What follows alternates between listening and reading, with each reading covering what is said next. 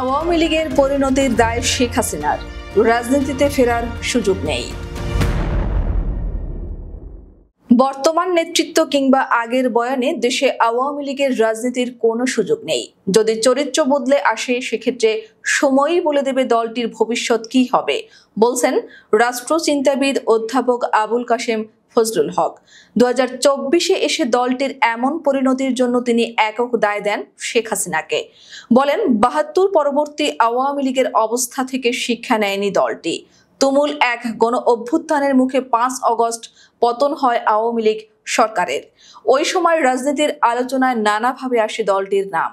গেল 15 বছরের সীমাহীন দুর্নীতি, জুলাই আগস্ট সহ বিগত আমলে মানুষকে হত্যার দায় ন্যূনতম অনুশোচনা না করা দলটির বিচারের দাবি জোরালো হতে থাকে এই মাসে। অতঃপর নিষিদ্ধ করা হয় আওয়ামী লীগের সব ধরনের কার্যক্রম। এমন বাস্তবতায় আওয়ামী লীগের ভবিষ্যৎ কি জানতে চাওয়া হয় রাষ্ট্রচিন্তাবিদ অধ্যাপক আবুল কাশেম ফজলুল হকের কাছে। তার মতে, বর্তমান পরিচয় নেতৃত্বের চেহারায় এই দলকে গ্রহণ করবে না মানুষ। রাষ্ট্রচিন্তাবিদ অধ্যাপক আবুল কাশেম ফজলুল হক বলেন, যেভাবে সারা দেশ জুড়ে শেখ মুজিবের মূর্তি ভেঙেছে, অনেক প্রতিষ্ঠানের অনেক জায়গার নাম বদলে ফেলেছিল, সেগুলো আবার নতুন করে বদলে ফেলেছে। 32 নম্বরের বাড়ির ফাউন্ডেশন তুলে নিয়ে গেছে। এগুলো একটা তীব্র জেদের পরিচায়ক। আওয়ামী লীগের ভবিষ্যৎ তাদের উপরই নির্ভর করে, কি কাজ তারা করবে তার উপরে।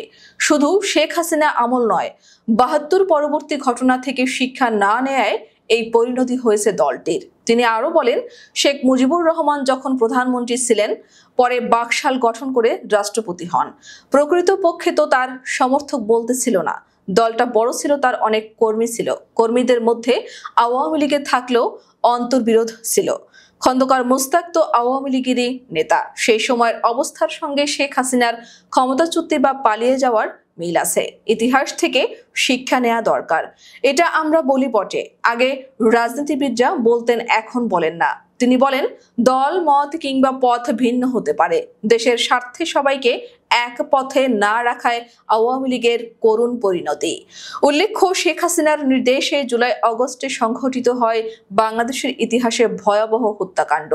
নির্বিচারে গুলি চালিয়ে হত্যা করা হয় 1400 নিরস্ত্র মানুষকে। এর মধ্যে সাধারণ শিক্ষার্থী, নিরস্ত্র বিক্ষোভকারী, নারী ও শিশু রয়েছে। আহত হয়েছেন প্রায় 12,000। প্রমাণ হয়েছে, ক্ষমতা টিকিয়ে রাখতে এই নৃশংসতার পথ বেছে নিয়ে নির্বিচারে হত্যাকাণ্ড সংঘটিত করার নির্দেশ দেন শেখ হাসিনা। পুরো বিষয়টি সমন্বয় করেন তৎকালীন স্বরাষ্ট্রমন্ত্রী আসাদুজ্জামান খান কামাল। সামরিক ও আধা সামরিক বাহিনীর পাশাপাশি হত্যাকাণ্ডে অংশ নেন আওয়ামী লীগের সংসদ সদস্যরাও। এটি ক্ষমতার চূড়ান্ত অপব্যবহার, গুরুতর মানবাধিকার লঙ্ঘন এবং আন্তর্জাতিক ফৌজদারি অপরাধ।